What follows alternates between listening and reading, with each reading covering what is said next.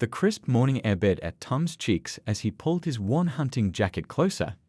He'd been coming to these woods every fall for the past 15 years, but something felt different about today. The familiar crunch of leaves under his boots brought back memories of countless mornings spent in these trees, watching the sun paint the sky in shades of orange and pink. Tom checked his old compass, a lucky charm passed down from his grandfather, and adjusted his path slightly. The morning dew still clung to the grass, making his boots damp as he carefully picked his way through the underbrush. He learned long ago that patience was the key to a successful hunt. Rush things, and you'd go home empty-handed every time. Just as he was setting up his gear near a promising spot, something caught his attention. At first, he thought it was just the wind playing tricks on him, but there it was again. A soft whimper that seemed out of place among the usual forest sounds. Tom froze, his hunter's instincts kicking in as he listened intently. The sound came again, weaker this time, but definitely real. His heart started beating faster. In all his years of hunting, he'd learned to trust his gut feelings, and right now, his gut was telling him something wasn't right. Shouldering his pack, Tom carefully marked his location on his phone's GPS. Getting lost while investigating strange sounds was the last thing he needed. Following the sound wasn't easy. It seemed to fade in and out, like a radio signal struggling to stay clear. The thick brush caught at his clothes as he pushed through, but Tom barely noticed. The whimpering was getting louder now, and with each step, his concern grew stronger. When he finally broke through into a small clearing, what he saw made his blood run cold. There, trapped in what looked like an old rusty chain, was a golden retriever. The poor thing was skin and bones, its once beautiful coat now matted with mud and leaves. But what really got to Tom was the look in the dog's eyes. There was fear there, sure, but also a tiny spark of hope, like it knew help had finally arrived. The dog tried to move when it saw him, but the chain held it tight. Tom could see now that it wasn't just any chain, it was an illegal trap, the kind that had been banned in these parts for years. His hands clenched into fists as anger bubbled up inside him. He'd heard stories about illegal trapping, but seeing it firsthand made his stomach turn. Moving slowly so as not to frighten the dog even more, Tom spoke in soft, reassuring tones. "Hey there, buddy. Take it easy. I'm here to help." He reached into his pack for his water bottle and some beef jerky he'd packed for lunch. The dog's nose twitched at the smell of food, but its eyes never left Tom's face. As he got closer, Tom noticed something that made his heart sink even further, a worn collar around the dog's neck. This wasn't some stray that had wandered into trouble. This was someone's pet, someone's family member. And from the look of things, it had been out here for quite a while. Pushing down his rising anger, Tom focused on what needed to be done right now. The hunt could wait. Right now, this dog needed his help, and that's exactly what it was going to get. Little did he know, this chance encounter in the woods was about to uncover something much bigger and much more disturbing than he could have ever imagined. Getting closer to the trapped dog wasn't easy. The ground around it was muddy and treacherous, with fallen branches and thick undergrowth everywhere. Tom took each step carefully, keeping his voice low and gentle. "It's okay, buddy. I'm not going to hurt you." The dog's tail gave the tiniest wag, but its body remained tense, ready to bolt if it could. In the better light of the clearing, Tom could really see how bad things were. The dog's ribs showed through its dirty coat like bars on a cage. Its golden fur, which should have been thick and shiny, was matted into clumps. Some areas were completely bare, showing scratched and scarred skin underneath. But what really broke Tom's heart was how the dog kept licking at its trapped leg, trying so desperately to free itself. Tom knelt down about 6 feet away, letting the dog get used to his presence. He pulled out his beef jerky again and tore off a tiny piece. "You must be starving," he said softly, holding out the food. The dog's nose twitched, and its ears perked up slightly. It was clearly interested but too scared to move closer. Tom tossed the piece gently, making sure it landed where the dog could reach it. The speed with which the dog snapped up the food told Tom everything he needed to know about how long it had been out here. He kept feeding small pieces, each one bringing him a little closer. As he moved, he studied the trap. It was old and rusty, the kind that should have been destroyed years ago when they were banned. The sight of it made his blood boil. These traps didn't kill quickly, they just caused pain and suffering. After about 20 minutes of quiet talking and careful movements, Tom was finally close enough to read the dog's collar. The tag was so worn that most of the information was unreadable, but he could just make out what looked like the name Max engraved on it. "Is that your name, boy? Max?" The dog's ears twitched at the sound, and Tom saw a flash of recognition in those tired eyes. The trap itself was a nasty piece of work. It had clamped around Max's back leg, but by some miracle, it hadn't snapped the bone. Still, Tom could see dried blood and signs of infection. The poor thing must have been fighting against it for days, maybe even weeks. Every time Max shifted position, the rusty metal bit deeper into his leg. Tom reached slowly into his hunting pack and pulled out his first aid kit. In all his years of hunting, he'd never been so glad to have it with him. He always packed extra supplies, knowing that accidents could happen miles from help. "All right, Max," he said, laying out what he needed. "We're going to get you out of this, but you've got to trust me. Can you do that?" The dog watched him with those intelligent eyes, as if weighing whether to believe this strange human who brought food and spoke kindly. Tom noticed that despite everything Max had been through, there wasn't a hint of aggression in him.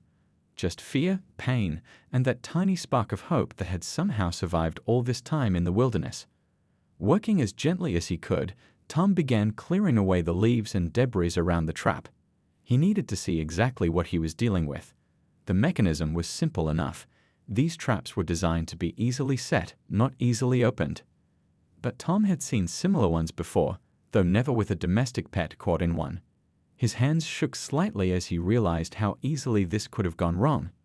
If he'd chosen a different path this morning, if he hadn't heard that whimper. As he worked, Tom kept talking softly to Max, telling him about his own dog back home, about the walks they took together, about the warm bed and good food waiting once they got out of this mess. He didn't know if Max understood the words, but the gentle tone seemed to help. Slowly, ever so slowly, he saw the tension in Max's body start to ease, those fearful eyes beginning to show trust. But as Tom finally got a clear look at the trap's mechanism, his heart sank. This wasn't going to be as simple as he hoped. The rust had frozen some of the parts in place, and one wrong move could cause the trap to tighten further. He'd need to be extremely careful. Max's life literally depended on it. What had started as a regular hunting morning was turning into something much more important, and Tom knew he wouldn't rest until this beautiful dog was free and safe. Tom wiped the sweat from his forehead, even though the morning air was still cool. He'd been working on the trap for what felt like hours, but was probably only 20 minutes. Max hadn't moved an inch, watching Tom's every move with those tired but hopeful eyes. "Just a little longer, buddy," Tom whispered, reaching into his pack for his multi-tool. The trap's rusty hinge squealed in protest as Tom tried to work it loose. Max whimpered softly, and Tom's heart nearly stopped. "Sorry, boy. I know it hurts. Just hang in there." He pulled out his water bottle and let Max drink a little. The dog lapped at the water eagerly, but carefully, like he knew he needed to save his strength. Years of hunting had taught Tom to always carry WD-40 in his pack. You never knew when equipment might need a quick fix. Now, he thanked his lucky stars for that habit as he sprayed the lubricant carefully around the trap's mechanism. The rust had really done a number on it, but slowly, the metal parts began to loosen. As he worked, Tom kept talking softly, telling Max about the vet clinic in town. "Doc Brown's the best there is," he said, working the pliers carefully around a stubborn bolt. "He once saved my hunting dog after a run-in with a porcupine. Grumpiest man you'll ever meet, but he's got hands of gold when it comes to animals." The morning sun had risen higher, filtering through the trees and warming the clearing. Birds were starting to sing again, having gotten used to the presence of humans in their territory. Tom had to pause several times to wipe his hands on his jeans. The combination of sweat, rust, and nervous energy made everything slippery. Finally, after what seemed like forever, Tom felt the trap's mechanism start to give. "Okay, Max, this is it.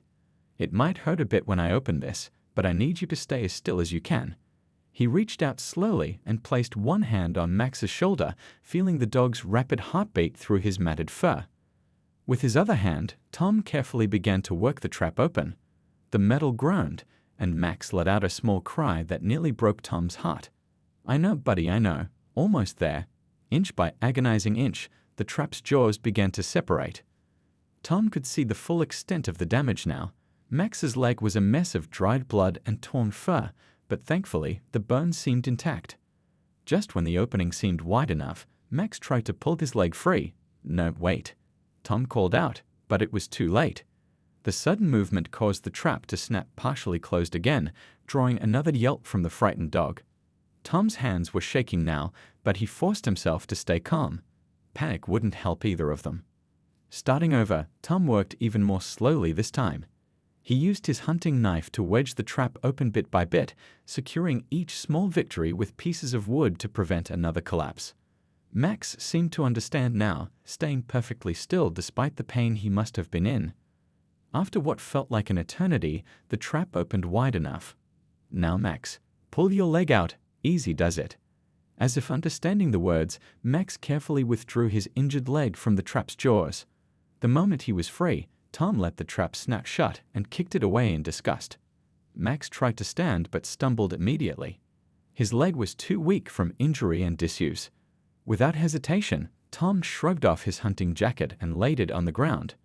"Come here, boy. Let's get you wrapped up."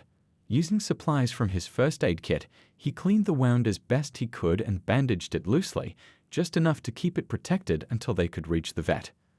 The real challenge would be getting Max out of the woods. The dog was too weak to walk, and though he wasn't a huge animal, carrying a frightened, injured dog through rough terrain wouldn't be easy. Tom looked at his GPS. They were about 2 miles from where he parked his truck. "Well, Max," Tom said, gathering his supplies and securing them in his pack, "looks like we're going to get to know each other pretty well over the next couple hours." He carefully scooped the dog into his arms, surprised at how light he was, clear evidence of how long he'd been trapped out here. As Tom began the long walk back to his truck, he felt Max relax slightly in his arms, the dog's head coming to rest against his chest. Something about that simple gesture of trust made Tom's throat tight with emotion. This day definitely hadn't gone as planned, but sometimes the best days were the ones that surprised you. The small animal clinic hadn't changed much in the 20 years Tom had been bringing his hunting dogs there. The same bell jingled above the door as he carried Max inside. The same smell of antiseptic and pet shampoo filled the air. The only difference was the new receptionist, who jumped up from her desk the moment she saw them. "Oh my goodness," she exclaimed, rushing around the counter. "What happened?" Tom explained briefly about finding Max in the woods as she quickly led them to an examination room. The clinic was quiet this early in the morning, which was a blessing. Max seemed overwhelmed enough by just the indoor lights and strange smells. Doc Brown came in moments later, his white coat wrinkled as always, reading glasses perched on his nose. Despite his gruff exterior, his hands were incredibly gentle as he examined Max. "Poor fellow's been through quite an ordeal," he muttered, carefully checking the injured leg. "Good thing you found him when you did." As the vet worked, he pointed out things that made Tom's blood run cold. "See these older scars here? And here?" Doc Brown's finger traced several healed wounds hidden under Max's fur. "These aren't from the trap you found him in. These are older, much older." He reached for a handheld scanner and ran it over Max's shoulder area. A small beeping sound filled the room. "Just as I thought, he's got a microchip." Doc Brown straightened up, his face serious. "Let me access the database. This might tell us who this fellow belongs to." Tom sat down on the floor next to the examination table, keeping one hand on Max's head. The dog had barely taken his eyes off Tom since they arrived, as if afraid his rescuer might disappear. The computer's soft hum filled the silence as Doc Brown typed. After a few minutes, he let out a low whistle. "Well, this is interesting. According to this, Max here was reported missing 8 months ago. But," he paused, scrolling through the information, "the address is from Cedar Rapids. That's over 50 miles from where you found him." Tom felt his stomach twist. 8 months.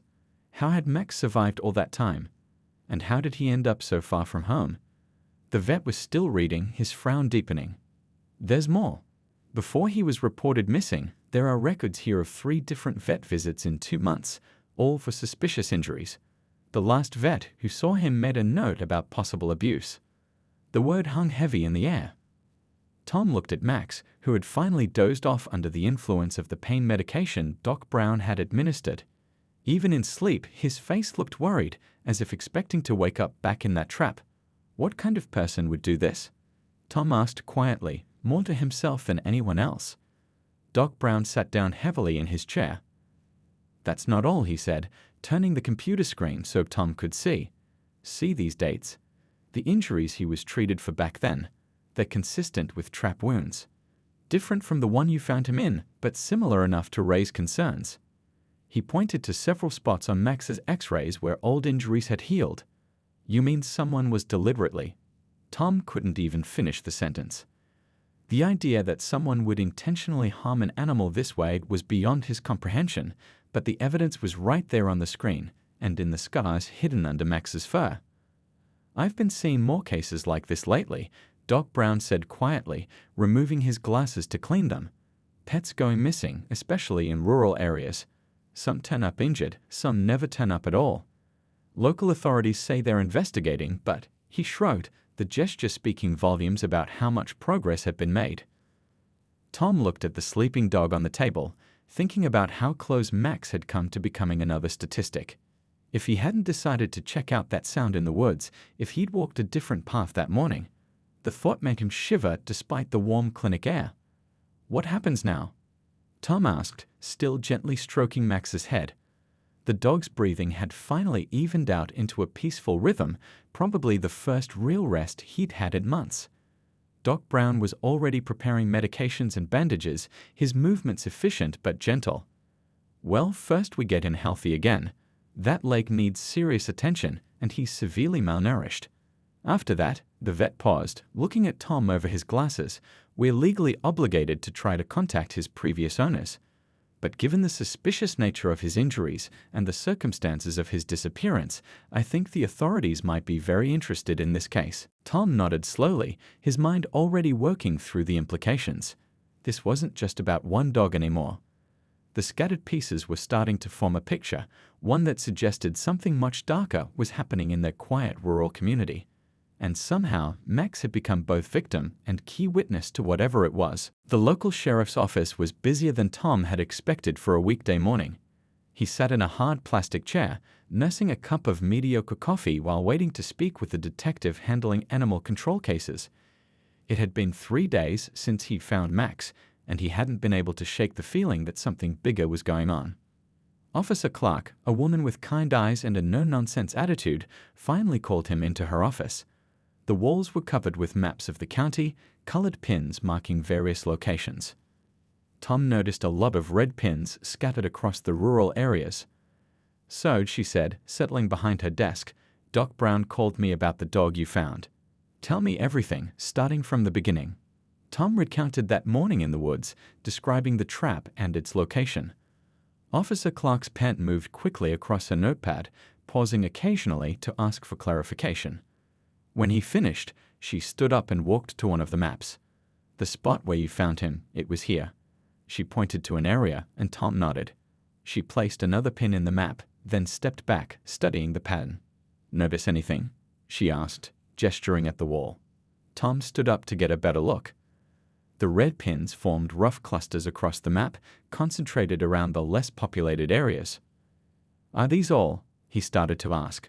Officer Clark nodded grimly. Missing pets. Each red pin represents a report from the last 18 months. Dogs, cats, even a couple of horses. She pointed to different areas. We thought they were isolated incidents at first.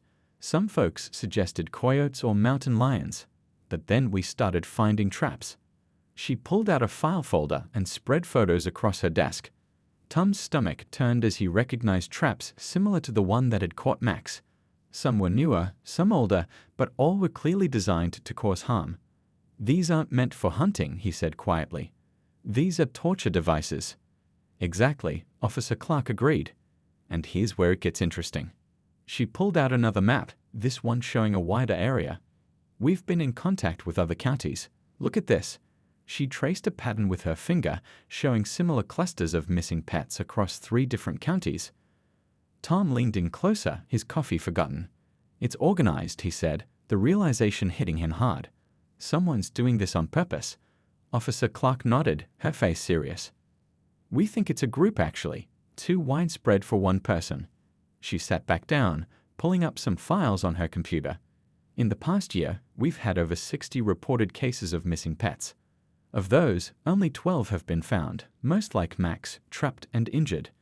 The really strange part, almost all the missing animals had microchips. The implication hung in the air.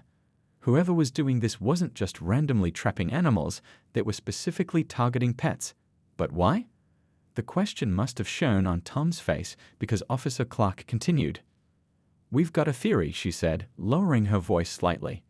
"There's been a surge in illegal fur trading recently. Most legitimate fur trappers won't touch domestic animals. Bad for business if word gets out.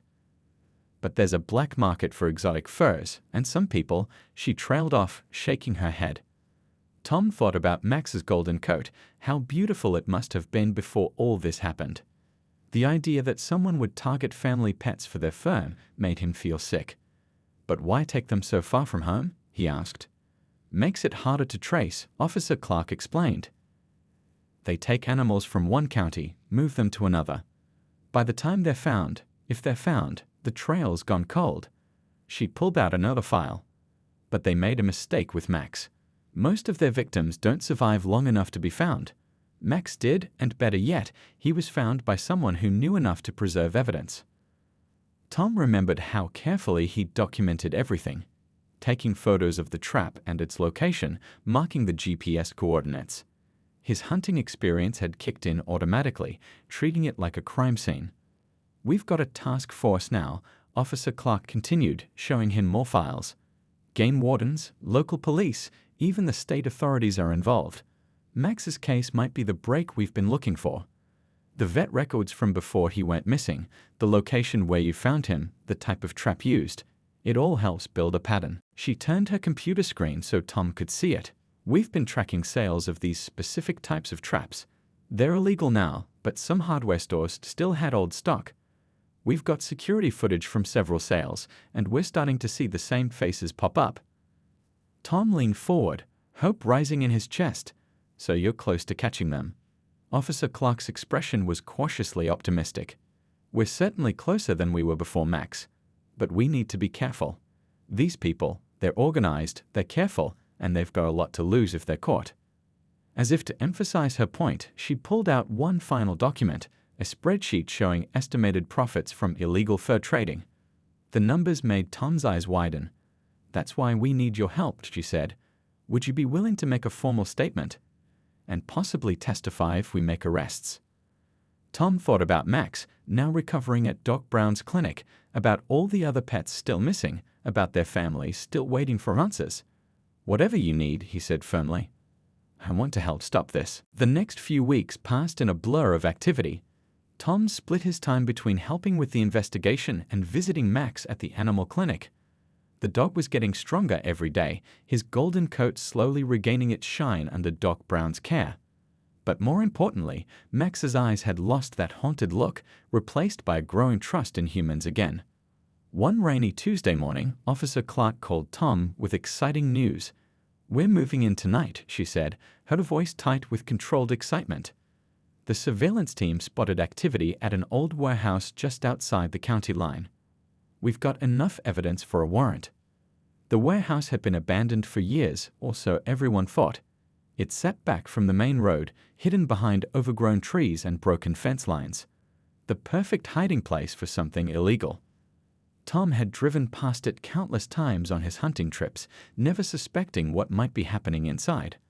Officer Clark had asked Tom to stay away from the actual raid. It was too dangerous for civilians. But she promised to call as soon as it was over.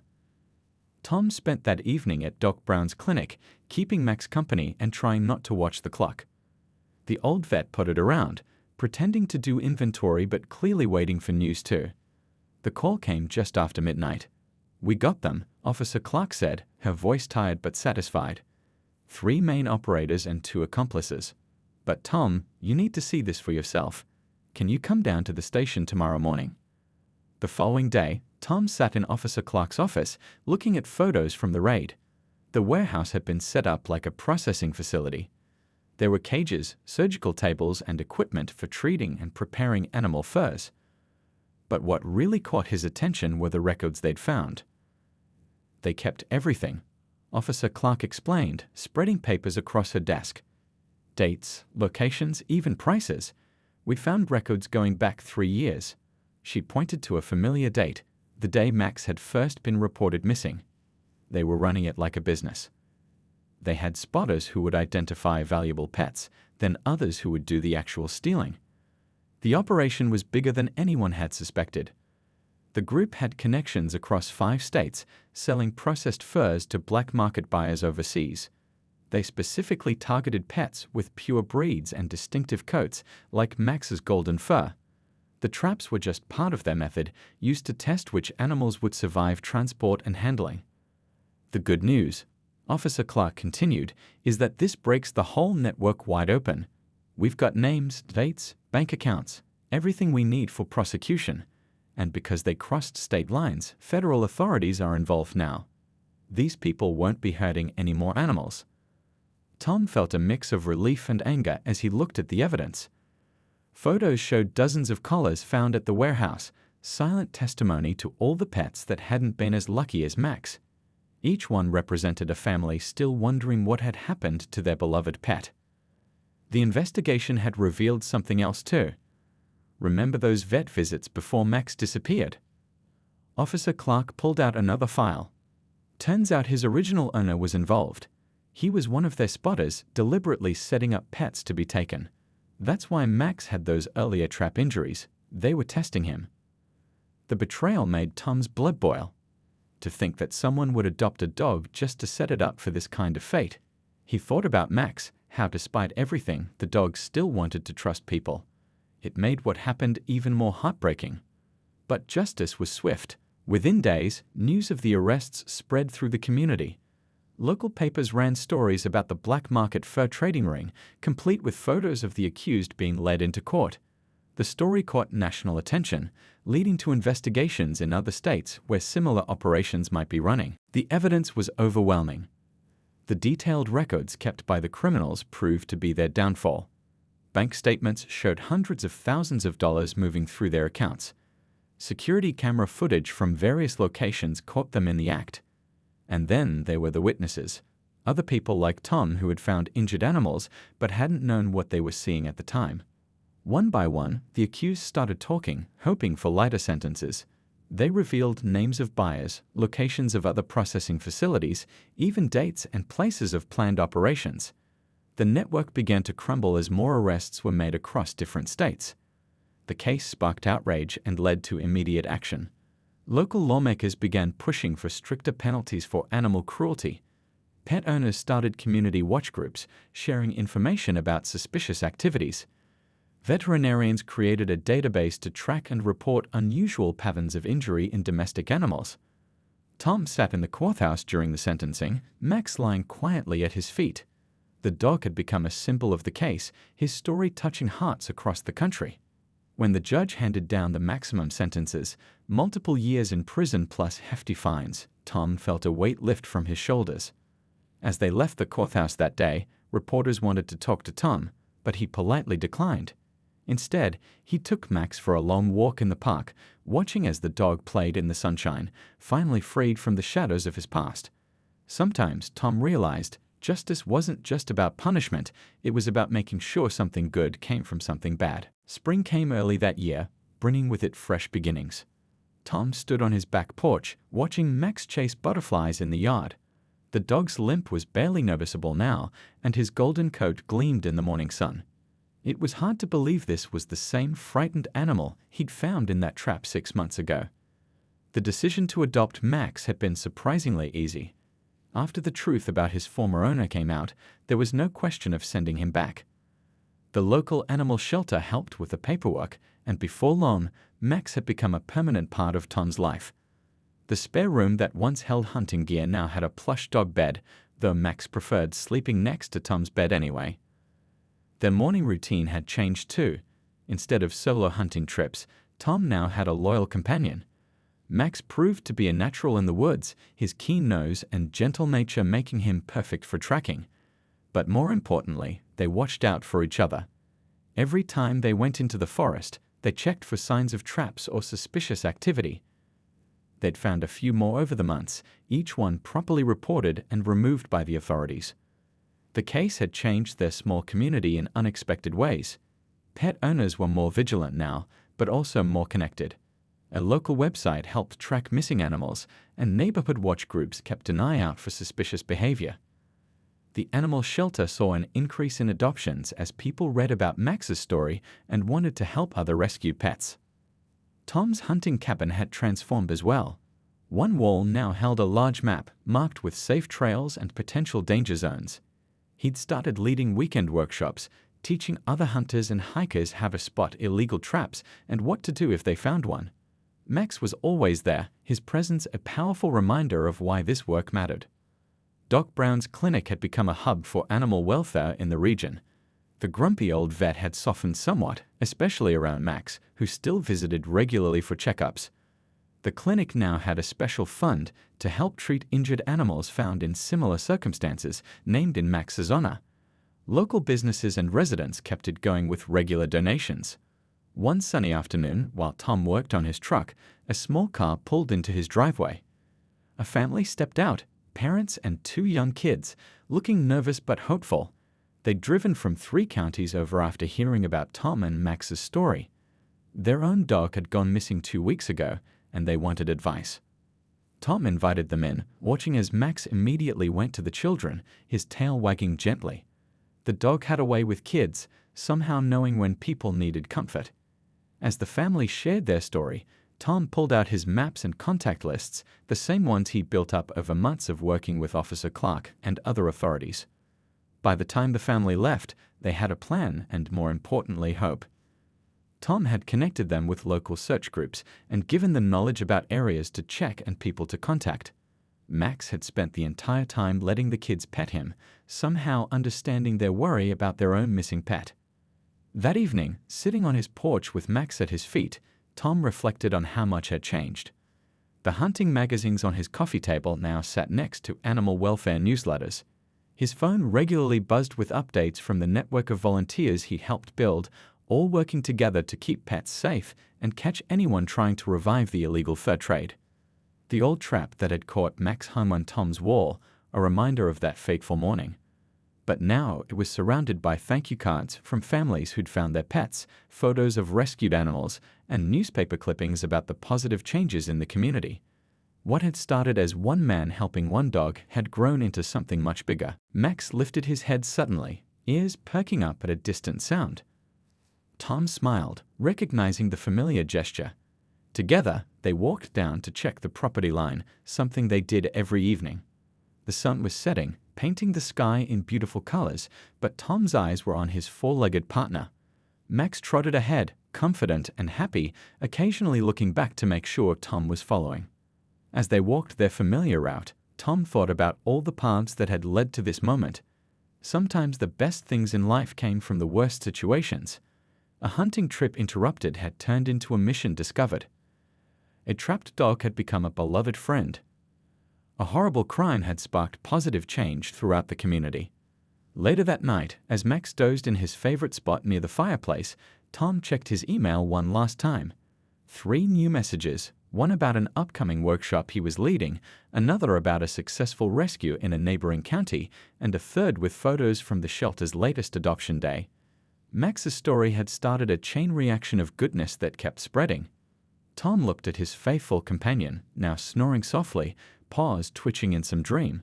"You did good, buddy," he whispered. "You did real good."